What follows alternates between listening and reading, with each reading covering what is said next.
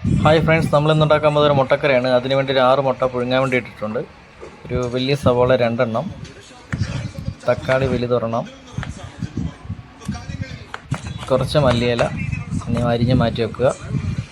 പിന്നെ സ്റ്റൗ ഓണാക്കിയതിന് ശേഷം ഒരു ചട്ടി വെച്ച് അതിൽ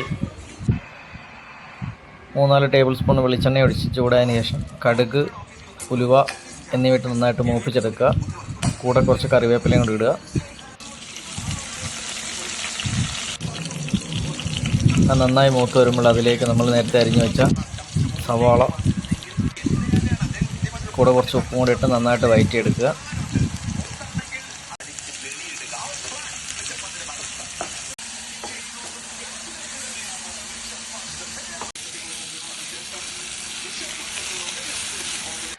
നന്നായിട്ട് വഴറ്റി വരുമ്പോൾ അതിലേക്ക് നേരത്തെ അരിഞ്ഞു വെച്ച തക്കാളിയും കൂടി ചേർത്ത് നന്നായി ഇളക്കിയെടുക്കുക.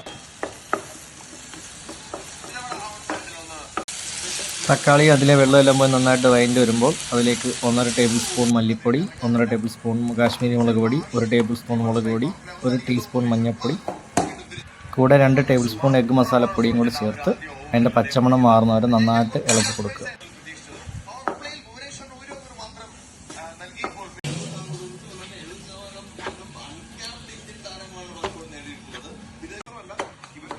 തിക്കായിട്ട് തോന്നുകയാണെങ്കിൽ കുറച്ച് വെളിച്ചെണ്ണ ഒഴിച്ച് കൊടുക്കാം.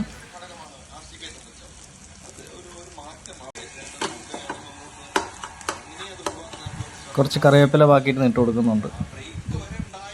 പച്ചമണമെല്ലാം മാറി സെറ്റായിട്ട് വരുമ്പോൾ കുറച്ച് ചൂടുവെള്ളമാണ് ഒഴിച്ചു കൊടുക്കുന്നത്.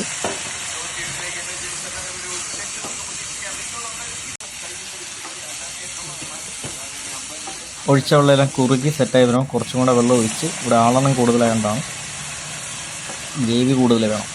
പിന്നെ നമ്മൾ പുഴുങ്ങി വെച്ച മുട്ടയെല്ലാം ഇട്ട് അതിലേക്ക് കുറച്ച് മല്ലിയിലയും വിതറി, മല്ലിയില ടേസ്റ്റ് ഇഷ്ടമുള്ള ഇട്ടാൽ മതി. അതിൻ്റെ കൂടെ കുറച്ച് കുരുമുളക് പൊടിയും കുറച്ച് ഗരം മസാലയും കൂടെ വിതറി അടച്ച് വെച്ചൊരു 10-15 മിനിറ്റും കൂടെ ലോ ഫ്ലെയിമിൽ കുക്ക് ചെയ്യാം.